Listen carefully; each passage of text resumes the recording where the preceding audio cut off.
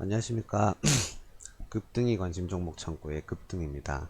제가 평소에는 내일에 단타나 스윙이 가능한, 모두 가능한 내일의 관심 종목을 매일매일 장 끝나자마자 내일의 관심 종목을 올리곤 했는데, 어, 최근 동영상에는 뭐 섹터에 관해서도 한번 올린 적이 있습니다. 이제 돼지 열병에 대해서. 그러다가, 어, 내가 주린이 때 고민했던 게 어떤 것들이 있나. 주식 이제 중순, 좀 어느 정도 접하셨거나 잘 하시는 분들의 입장에서 말고, 최근에 이제 주식을 새로 시작하시는 분들도 많은데, 이분들이 그래도 기본적으로 알았으면 좋겠다라는 것이 어떤 게 있나라고 생각을 해보니까, 지지와 저항의 개념은 좀 알려드리고 싶어서 이렇게 제가 영상을 켜게 되었습니다. 자, 보시면 여기 이제 모든 게 나와 있는데, 지지와 저항에는 우리가 대부분 사람들이 손절 라인이랑 뭐 매수 타이밍을 할 때 초보분들, 주린이죠. 그냥 박스권의 지지와 저항을 많이 그으실 겁니다. 그리고 그걸로 이제 기준을 삼아서 매매를 하실 거고요. 가령 이런 부분이죠. 이렇게 위에 맞고 이제 이런 고점, 자 이런 고점 부분을 이렇게 딱 설정해 가지고, 그죠, 여기가 저항선이 될 거다, 그리고 이 부분이 지지선이 될 거다라고 이렇게 많이 매매를 하시잖아요. 그리고 처음에는 대부분 다 이렇게 가로선을 꺾게 됩니다. 맞죠? 가로선을 꺾게 되는데, 여기 요 부분 말씀드리는 겁니다. 요 부분, 요런 가로선을 꺾게 되는데, 이것도 지지와 저항이 맞지만 이거는 지지와 저항의 한 부분이라는 거. 이런 수세선이라는 이런 지지와 저항이라는 부분에서도 하나의 박스권 수평 추세라는 것 뿐입니다. 맞죠? 그래서 우리가 지지와 저항을 처음에 배울 때는 요것밖에 사용을 못하는 겁니다. 하지만 지지와 저항에는 지지와 저항은 이게 뭐 어떤 이제 개미들이, 이제 우리가 이제 일반 투자자들이 이제 마지막 보루라고 생각하는 그런 선들이잖아요. 이거 깨지면 투매가 나오는, 이거 깨지면 안 되는데 하는 선들이 지지선일 거고, 이거는 못 뚫을 것 같다라는 그런 부분이 저항이지 않습니까? 개미들의 심리로 만들어져 있는 선일 수도 있고, 뭐 기관이나 외인들이나 개미들이 막 사고 팔고 하면서 만들어진 어느 평균적인 가격이 될 수도 있습니다. 그런 평균적인 가격인 부분에 대해서는 가격 이동 평균선이라는 것이 있죠. 이런 5일선이라든지 5일선은 생명선이라고 이야기를 하고요. 11선, 21선 세력선, 61선 수급선, 121선 수세선 등등, 그 다음에 천일선까지. 천일선은 5년선이잖아요. 이런 선들이 우리가 개인들이나 기관들이나 세력들이 막 사고 팔고 하면서 평균적으로 만들어진 선들인데, 이것 또한 지지와 저항이 될 수 있습니다. 맞죠? 그리고 추세선 같은 경우에는 상승 추세선. 이제 주가가 이렇게 올라가는데 어떤 상승 고점이 계속 부딪히는 그런 상승 추세선이 있고, 이게 지지와 저항이 될 수도 있고, 또 하방 추세선, 이렇게 쭉 내려오는, 자 보여드릴게요. 상승 추세선이라는 거는 이렇게 올라가는데 이런 올라가는데, 자, 이런 라인, 이런 부분들이 상승 추세선이라고 저는 이야기를 합니다. 이런 부분에서 요런 부분이 저항이 된다고 해가지고, 저는 요런 식의 상승 추세선 또한의 지지와 저항이 된다. 그 다음에 하방 추세선 또한 지지와 저항이 된다. 그리고 아까 우리가 일반적으로 긋는 박스권도 지지와 저항을 이야기를 할 수 있습니다. 맞죠? 그 다음에 마지막으로 세력이 만들어 놓은 지지와 저항이 있을 수 있습니다. 가령 기준봉, 그 다음에 돈이 많이 거래대금이 크게 들어왔을 때 그것을 저는 기준봉이라고 하고, 또 많은 사람들이 기준봉이라고 합니다. 스마트머니라고 하시는 분들도 있고요. 저는 이런, 여기를 말씀드릴게요. 이런 갑자기 이런 돈 들어왔던 부분을 기준봉이라고 하는데 그 종가를 저는 지지와 저항이라고도 생각을 합니다.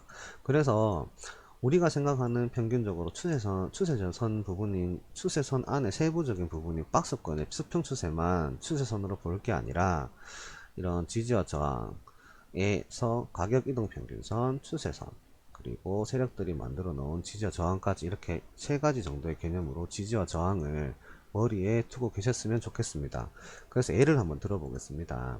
가격 이동 평균선 같은 경우에는 지지와 저항이 어떻게 되냐. 자, 여기 보면 여러 가지 종목을 그냥 크게 한번 볼게요. 자, 잠시만요. 자, 유니크 같은 경우입니다. 유니크 같은 경우에 이렇게 여기 지금 보면은 여기 선이 나와 있죠.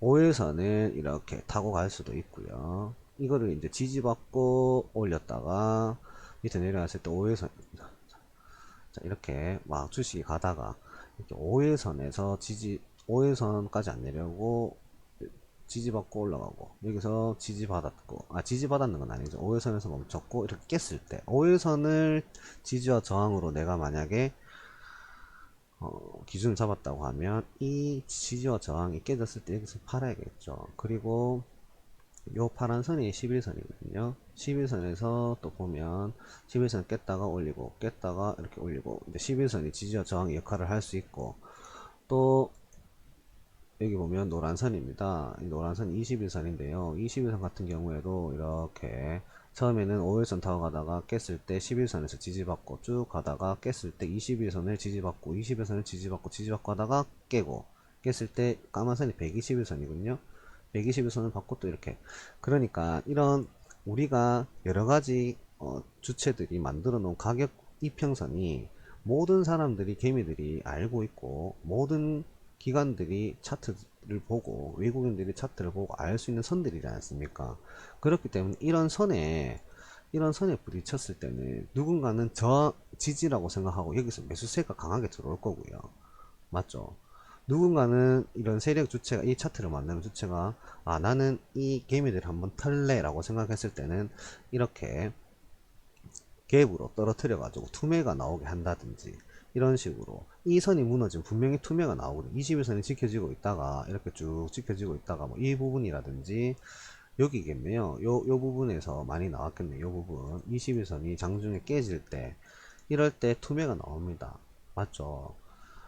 이런 선들을 일부러 깨뜨리는 주체가 있을 거고 깨뜨리지 않고 이걸 지켜주는 주체가 있을 겁니다. 어쨌든 이런 선들은 누군가에 의해서는 이게 저항이다, 지지선이다 라고 해서 매수를 붙이는 역할을 할 겁니다. 맞죠? 또 이게 깨지면 투매 역할을 할 거고, 그렇기 때문에 이런 5일선이라든지 11선, 그 다음에 21선, 61선, 이런 121선, 이런 것들은 지지와 저항이 될 수 있다라는 것이죠.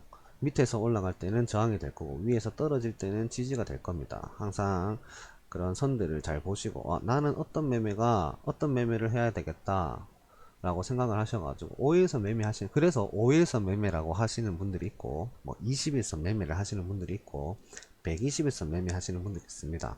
그거는 차트를 돌려보면 쉽게 확인하실 수 있을 거니까 차트를 한번 돌려보시면서 이제 가격 이동 평균선이 왜 지지와 저항을 하는지 한번 확인하시면 될 것 같습니다. 그 다음에 천일선은 제가 나중에도 한번 언급을 드릴 건데, 천일선의 의미는 이렇게 보시면 이건 좀 오래되지 않아요. 봐드릴게요.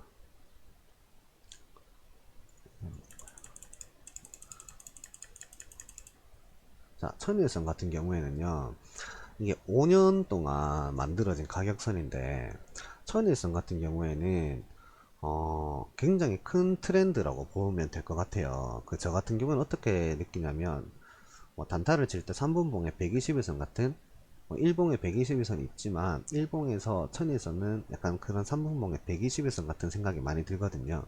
보시면 자, 여기서 강력하게 지지를 받고 뭐 여기서도 지지를 받았다 볼 수 있겠죠. 그 다음에 이렇게 깨고 다시 올라갈 때는 여기가 저항이 걸리는 거고요.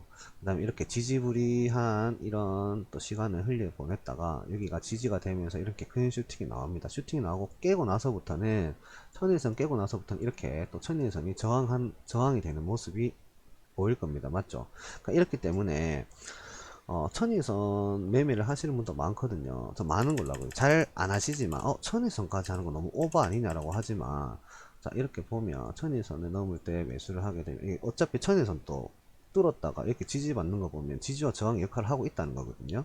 여기서도 지지와 저항의 역할을 충분히 하고 있고, 뚫고 나서는 자, 뚫고 여기서 이 부분에서 뚫고 나서는 여기가 또 지지선이 돼가지고 이렇게 또 밟고 올라가는 모습이 보입니다. 자, 여기서는, 어, 지지선이 돼줘야 되는데 깼다가 또 다시 지지선이 되는 것처럼 하다가 이렇게 깨고 내려갔죠. 그 다음에 결국에는 여기서 또 다시 천일선 부분에서 뭐 사고 팔고 하다가 이렇게 뚫고 나서는 또 여기가 지지가 되는 모습이 보입니다. 맞죠? 그렇기 때문에 큰 트렌드로 봤을 때 천일선 매매를 하는 사람들은 또 뭐 그거에 대해서 대응만 잘하면 이것 또한 지지와 저항이 되는 큰 흐름이 될 수 있으니까, 저는 천일선 또 좀 자주 유심히 보거든요. 그래서 매매를 하실 때 가격 이동 평균선은 지지와 저항이 충분히 될 수 있고, 뭐 대부분 뭐 5일선, 뭐 10, 20, 60, 121선, 뭐 240일, 480일 막 하시는 분도 있죠. 저도 막 이렇게 다 넣어놨는데 천일선은 이렇게 좀 진하게 그리셔갖고 전체 추세를 파악하는데 좀 큰 도움이 되셨으면 하는 생각이 있습니다. 이렇게 줄여보면 대부분 천일선은 그 부분에서 의미 있는 모습들을 보이거든요. 맞죠? 이렇게. 자, 이게 저항에 걸렸다가 지지가 돼서 날아갔다가 지지가 돼서 한 번 더 튀고 내려가서 저항이 되고 뭐 이런 약간 이게 뭐지? 라는 약간 신세계인데? 라는 생각이 들 정도로 천일선은 또 그런 역할을 합니다. 그래서 참고하시면 될 것 같고요. 그 다음에 두 번째가 추세선입니다. 추세선 같은 경우에는 어떤 거냐? 자, 이렇게 상방 추세선. 자, 보여드릴게요. 자, 이렇게 보여드릴게요. 자, 이런 상방, 고점과 고점 라인을 연결했을 때, 이렇게, 어느 부분에서 부딪힌다. 이게 바로 저항이 걸릴 수 있죠. 저항이 걸릴 수 있고, 또 보면은, 자, 여기서 보면 이렇게 나오겠네요. 자, 이런 식으로 보게 되면, 자, 요거는 상방, 위에 이제 고점에 대한 저항이고, 지지에 대한 전도 꾸을 수 있습니다. 자, 보여드릴게요. 좀, 그래도 보기 쉬운 거를 말씀드려야. 자, 여기서 볼게요. 자, 아까 전에 말씀드렸듯이, 자, 이런 선들은, 이거를 지지와 저항이라고 다 이야기 드리고 싶은데, 좀 깨끗한 걸 보여드려야 되니까. 자, 이렇게 볼게요. 자, 요런 하방에서 추세선을 이렇게 그었는데, 이게 지지가 됩니다. 맞죠? 이런 대각선에 어떤 규칙적인 저점을만 연결하더라도, 그리고 고점의 규칙적인 점만 연결을 잘 하더라도, 그런 추세적인 부분에 대해서 지지와 저항도 이렇게 우리가 확인할 수 있습니다. 맞죠? 그리고 아까 전에 제일 처음에 봤던 자, 그 박스권 이렇게 우리가 이렇게 봤을 때 그 잘 보이던 박스권들이 잘 안 보이네요. 삼성전자를 볼까요?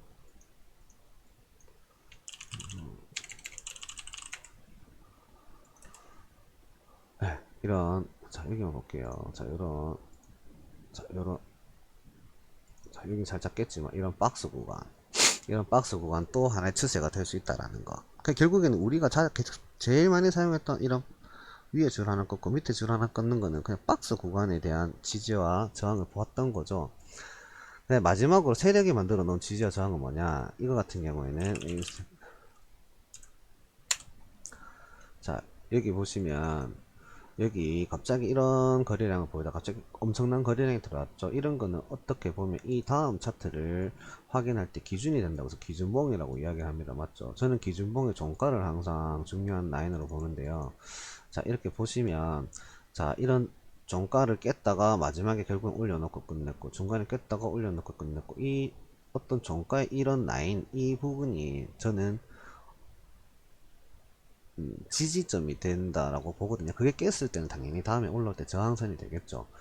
여기 보시면은 여기 또 다시 돈이 들어왔죠. 이 라인을 안 깨고 이렇게 쭉 올라가는 거 결국에는 이런 종가 세력이 만들어 놓고 세력이 어느 정도 그 가격에서 지켜야 되겠다라는 가격대를 만들어 놓으면 거기도 지지와 저항이 생길 수 있다라는 것을 말씀드리고 싶었던 겁니다.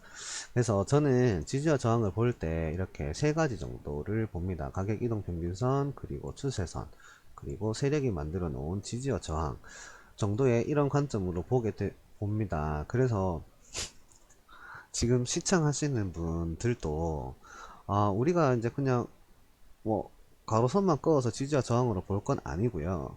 여러 가지 선들을 껐다 보면 여러 가지 이제 가격 이동 평균선이나 그리고 하방 추세선, 상방 추세선, 그리고 이제 세력이 만드는 선을 끄다 보면 내가 매매할 때 어떤 부분에서 한 번 더 물을 타야 되는지, 어떤 부분에서 매수를 해야 되는지, 어떤 부분이 깨졌을 때 어디까지 또다시 내가 어느 정도 자금에 내가 어느 자금에 남은 자금의 그런 크기를 보고 내가 다음 밑에 지지가 되는 그 부분에서 물을 한번 타봐야 되겠다. 그거 깨지면 팔아야지 라고 한 번 더 내가 다음 지지까지 볼 수 있는 그런 여러가지 관점이 생기니까요. 오늘 말씀드렸던 이 지지와 저항의 세 가지 정도에 대해서 좀 공부를 하셔가지고, 공부라고는 딱히 할 거 없습니다. 계속 차트 많이 보시면 됩니다. 제가 알려드렸던 요거 세 가지에 대해서 좀 생각을 많이 해보시고 많이 이제 겪어보시고 하시다 보면 나한테 맞는 그런 지지와 저항이 있을 겁니다. 그거를 내가 선택을 해서 매수와 매도의 그런 기준으로 삼으시면 앞으로 매매하실 때 좀 더 나은 매매가 되지 않을까라고 저는 확신을 합니다. 두서없이 제가 이렇게 영상을 촬영하게 됐는데 어... 모르겠습니다. 이게 제가 처음에는 유튜브 채널을 개설한 게 내가 이제 내일 뭐 나는 이제 예측을 좀 잘하는 편이다 스스로 막 이렇게 막 혼자 자만을 해서 내일 내가 이제 관심 종목을 올려서 그 사람들이 보면 사람들이 좀 도움을 받을 수 있겠지라는 그냥 그런 마음으로 생각했던 유튜브거든요. 근데 하다 보니까 이제 섹터에 대해서도 말을 한번 해주고 싶었고, 그리고 주식 초보들 기준에서, 그리고 또 처음 시작하셨던 분들의 기준에서 이런저런 이야기를 해주면 좀 더 나중에는 알게 되겠지만 좀 더 쉽게 주식에 대해서 좀 알 수 있지 않을까 해서 이렇게 영상을 남겼습니다. 도움 되셨으면 좋겠고요. 마지막으로 지지와 저항에는 피보나치에 또 지지와 저항이 있을 수 있는데 뭐 이렇게 되돌리는 구간이 있을 수 있습니다. 상승이 나왔을 때 이거는 나중에 좀 더 이제 기본적으로 다 알고 나면 한번 설명을 해보는 걸로 그렇게 하겠습니다. 맞죠?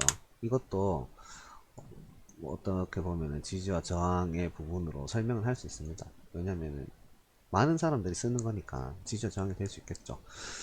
그래서 오늘 이렇게 말씀드렸던 거 제가 두서없이 설명했지만 분명히 무슨 이야기를 하는지 무슨 이야기를 하고 싶은지 아실 수 있을 거예요. 꼭 매매하실 때 도움 되셨으면 좋겠고